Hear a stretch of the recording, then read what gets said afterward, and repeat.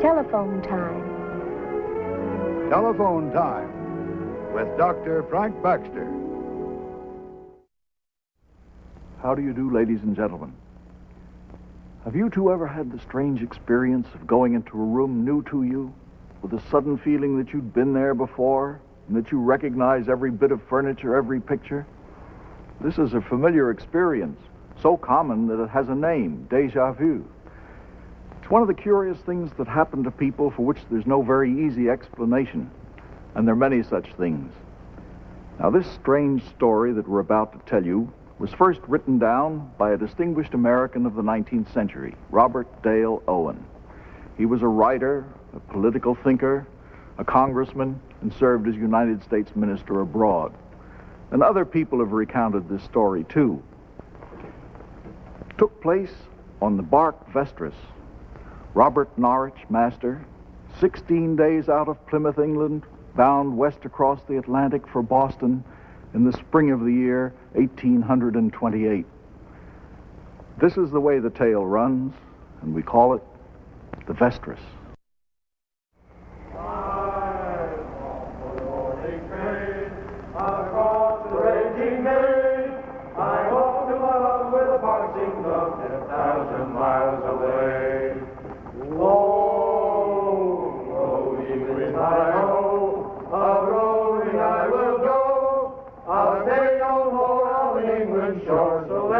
Music play. I'm off for the morning train across the raging main. I'm off to my love with a boxing glove 10,000 miles away.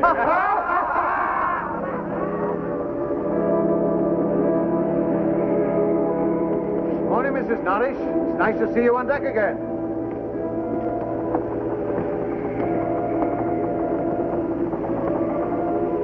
Are you feeling better, my dear? I was just saying to the captain how lucky the weather has been for your first voyage. It is not often we get it as good as this, ma'am. We're going to plot our position, Mary. Come and see how much closer you are to those cousins of yours in Boston.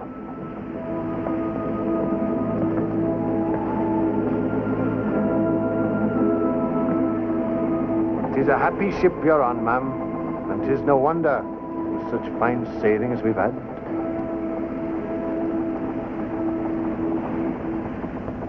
That's where we are, and very good, too. Come over here, Mary. Come on, lass. That's our position. Don't you think we've come a long way in 16 days? There's still a long way to go. Yes, indeed, ma'am. But at the rate we've been going, it won't be long before we get there. 8 bells already. Excuse me, ma'am. I'll leave the course for the next watch, and I'll be ready for my dinner. 49 degrees, 37 minutes north latitude, 35 degrees, 13 minutes, 20 seconds west longitude. Come 3 points south. There. Now I'm ready for my dinner. I'm famished. Oh, Mary, many's the time I've wished you on board my ship with me. And here you are at last. You brought good luck with you, lass. Never have I known such winds.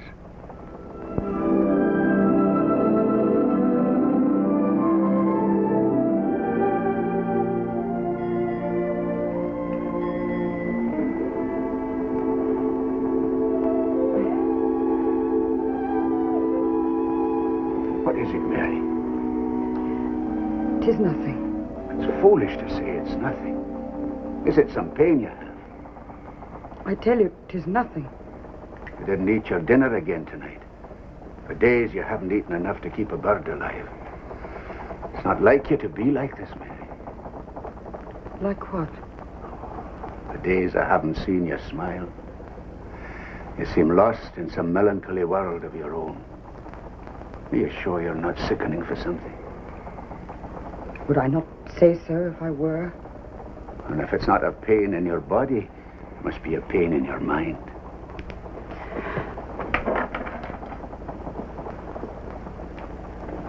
You're hiding something from me. You've never done that before, Mary. Is it the sea? I hate it. Aye, it does affect people that way sometimes, till they get used to it.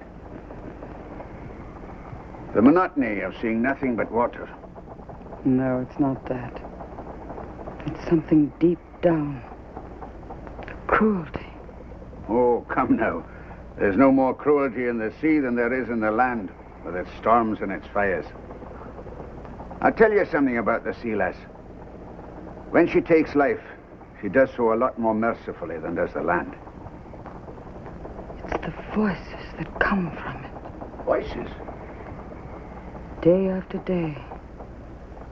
Even in my dreams, I hear them. Saying what?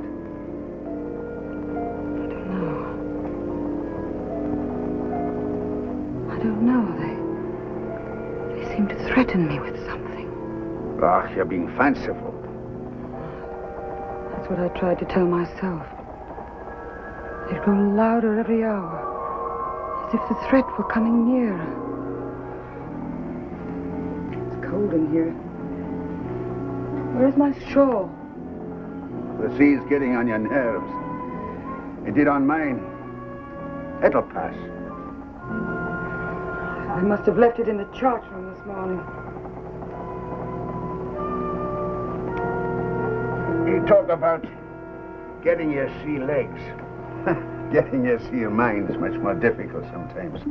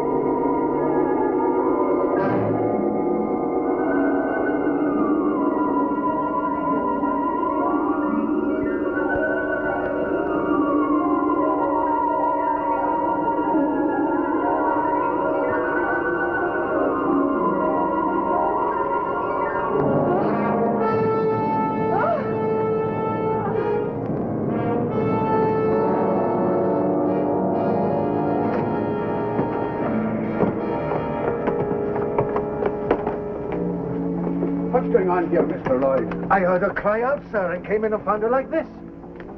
All right, Mary. You're all right now, lass. What happened, Mary? Someone was in here. Who? Who was in here? A man. A stranger. All right, back to work.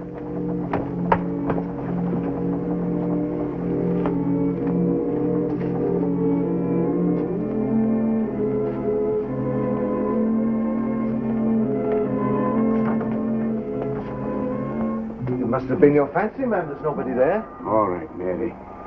You're all right now. Come on. Come with me. We'll get out of here.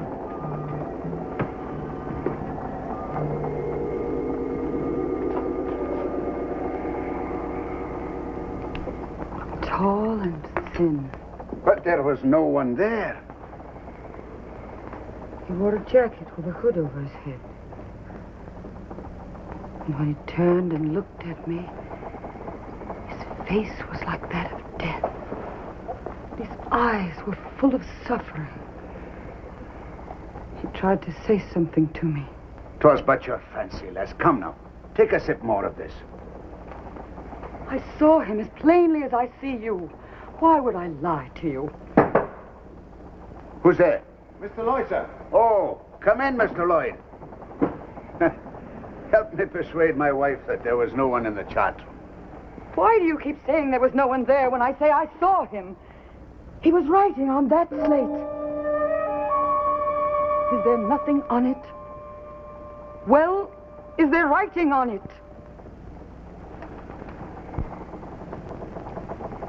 Steer northwest.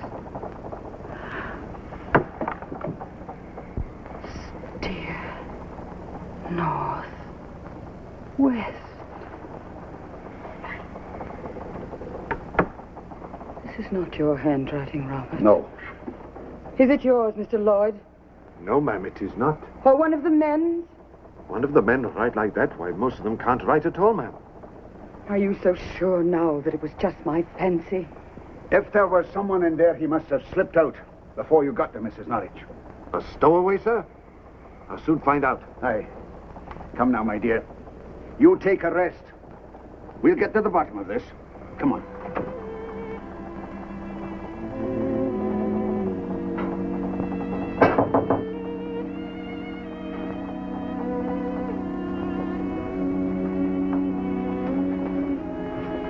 Keep your voice low, Mr. Lloyd. She's sleeping.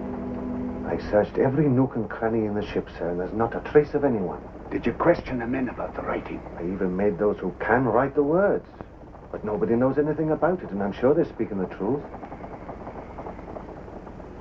Mr. Lloyd, before I ask you for your solemn word that you did not write this, I will give you mine that I did not do so. As the good Lord is my witness, sir, I did not do that writing. And either there was a stowaway aboard, and he slipped out before you got there and jumped overboard. But what sense does that make? But nobody can stay hidden on this ship for 16 days without leaving a trace. Or else my wife, in her disturbed state of mind. But if she did, it's the first time she's ever written in this hand. I had the same thought too, sir. But why should she write that? Even she knows that to steer northwest is to take us out of the line of shipping and into the ice floes. Aye, there's no sense in that either. Well, what's to be done now, sir? What else but wait till the truth of the matter comes out. I'll keep this here. Aye, aye, sir. There's another one in the chart room. Yes. Yes. Yes. Yes, I hear you. Yes. Steer. North. West.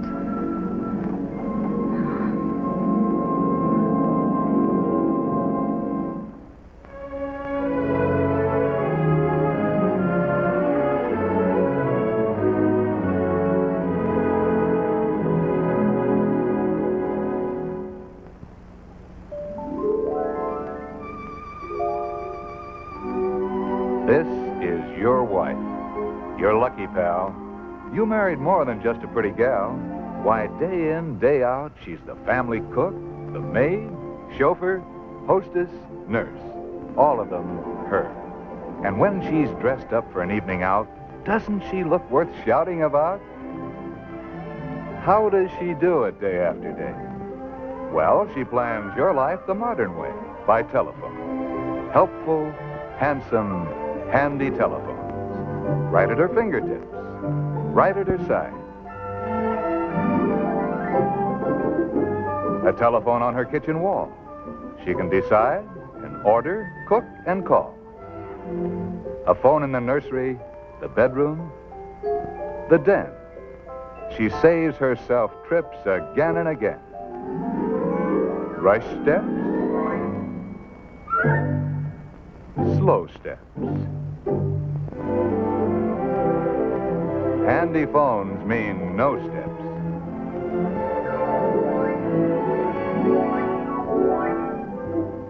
Friends to meet? When? Trains to meet? Where?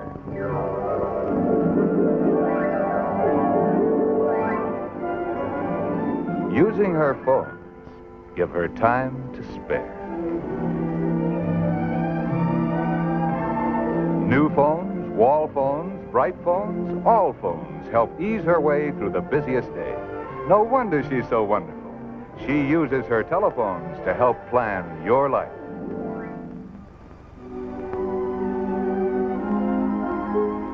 Taken all in all, she's quite a gal, your wife.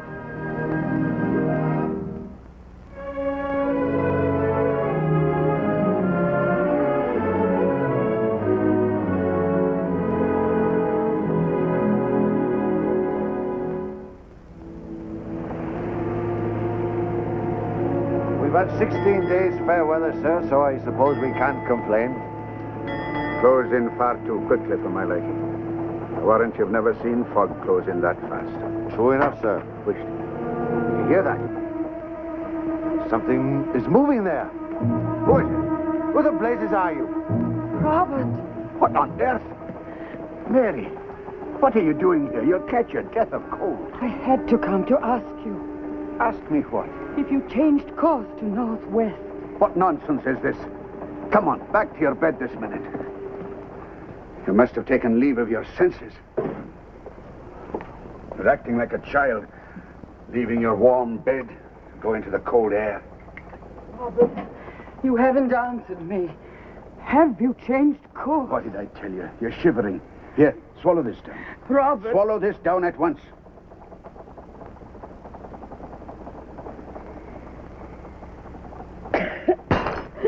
Oh, darling, I'm sorry. I didn't mean to speak harshly. Here, come and sit down. I didn't know you were in pain. No, it's not the pain, Robert. I saw him again. That man. Where? In here? In my dreams. He kept saying over and over, steer northwest. It was only a dream. Look on his face, like a soul in torment. And his voice. Oh, Robert, you must do as he says. You must, Robert, you must. Your hands are burning. There's a fever in your eyes. Robert, there's more to this than just a dream. I tell you, it's nothing but the fever in you. And I tell you that if I have a fever, it is because of this, not because I'm sick. Is there nothing I can say to make you believe me? What can I do to make you see sense? I'm warning you, Mary. There's no doctor aboard here to help if you should fall really ill. And that's what you'll do if you don't throw off this wild fancy and look after yourself. And I'm warning you, Robert. If you do not obey the writing on that slate, you'll bring sorrow to all of us. Do you know what would happen if I did that? I'd be taking this ship and every soul aboard her into the mortal danger of the ice floes that come south at this time of year. Do you expect me to do that just because my wife sees things that aren't there and has dreams? Robert, I saw that man. I have heard a voice, and you have seen the writing. There's something at work here. Some power beyond my understanding. I don't know what it is. But I do know more surely than I've ever known anything in my life before. That if we do not obey, we will pay for it in bitter sorrow. Mary, put yourself in my place. I can't do it. It would be unreasonable. You don't understand, Robert. You don't understand. I can do no more. It's in your hands now.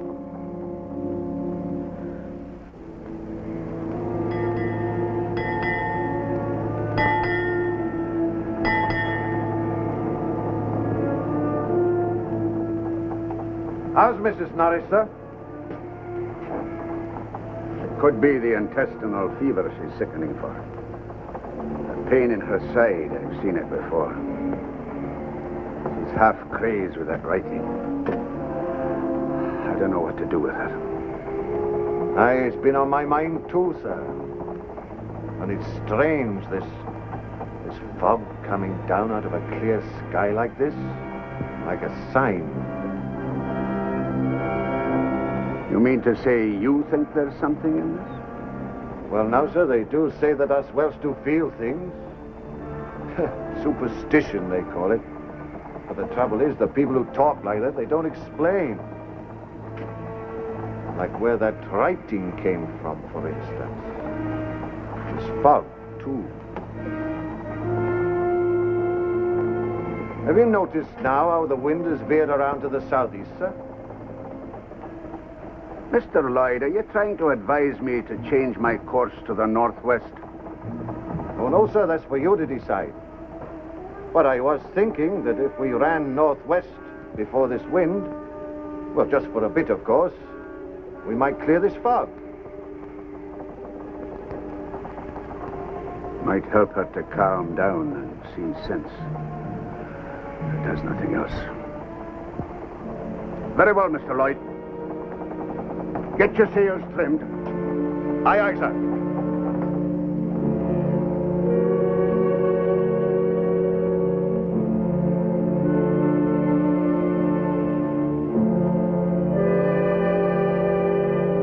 I say it ain't right. We got to do something about it. Here, mate, come in.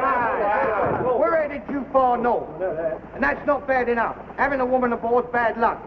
We ought to go talk to the captain about it and do something about it right now.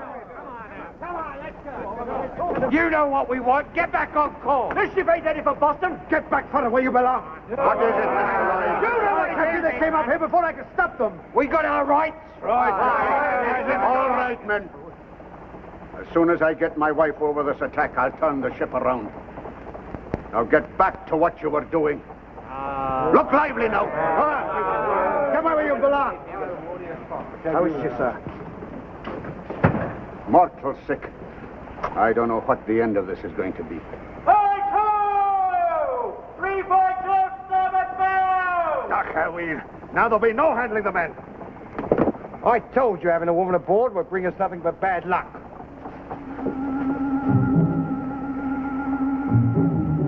Man, it can't be true. That's what you get for being so far north. It's an ice floe, sir. And unless it's seeing things I am, there's people on it. You're right. There are 3 of them. Mr. Lloyd, bring her round. Aye, aye, sir. 2 of you get ready to lower a boat. Here! We're saved. They've seen us. We're saved. We're saved. Here, wake up. Wake up. We're saved. They've seen us. Look. Ahoy! Put it in. Get it in. Hold her back now. Bring her up close to the ship. Come on, lad. First one up. Yeah, give us a hand here, mate. Up with him. Take it easy. All right, we got you, chum. We got you. Take it easy now. Easy. Keep the Lay him down there on the deck. Up with him. All right, sir. All right, sir.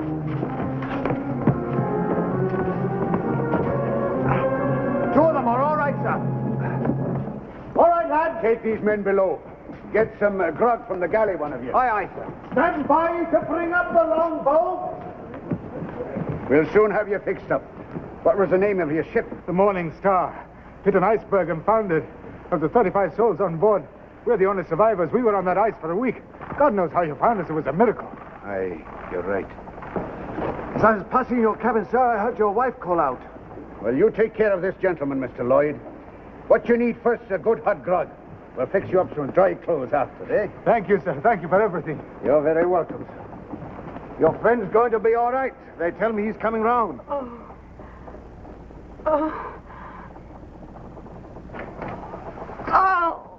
Mary, I'll send back to the floe and pick up some ice. It'll numb the pain. There now, Mary, lass. There now.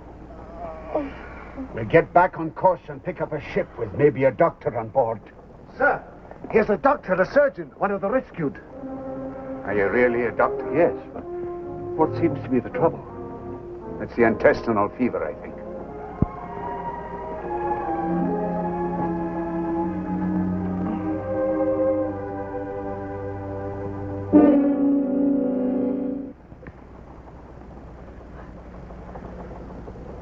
I knew you would come.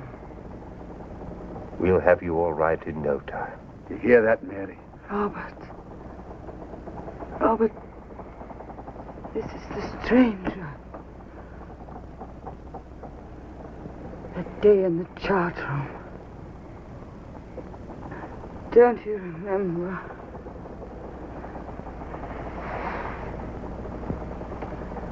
How long has she been like this? 4 or 5 days.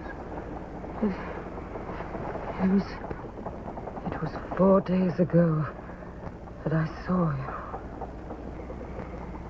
Can you do anything for her, Doctor? Of course he can. Don't you worry about a thing, man. I'll go get cleaned up.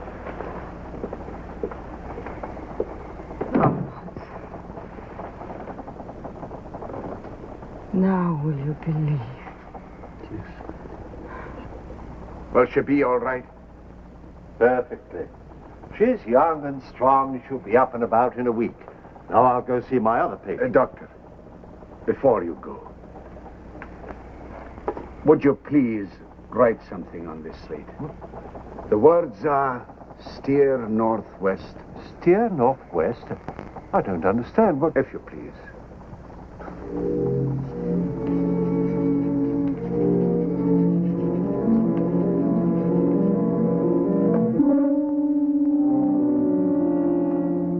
Doctor, 4 days ago, words were written on the other side of this slate. And by nobody aboard this ship. Read them.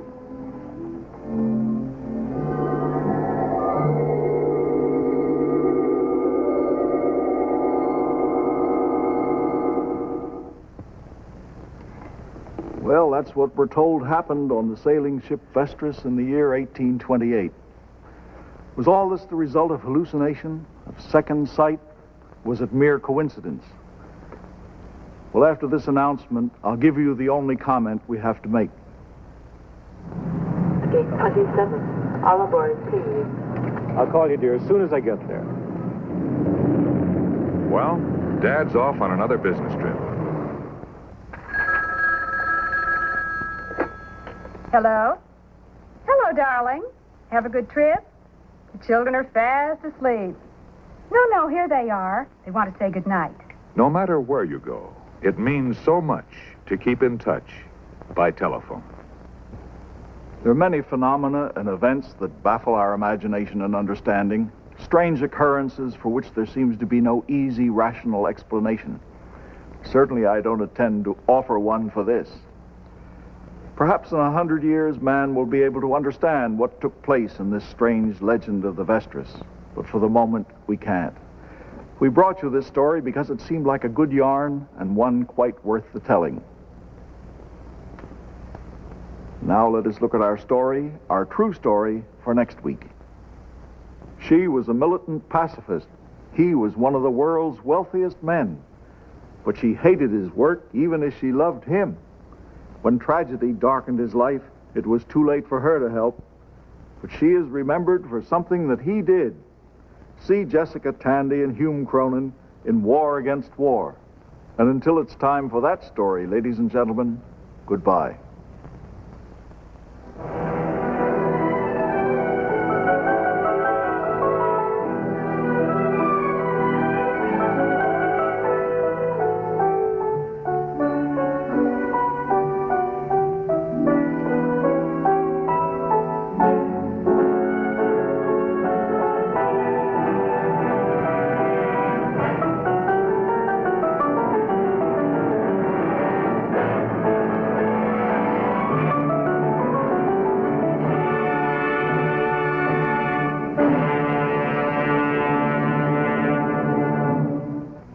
Join us for telephone time next week.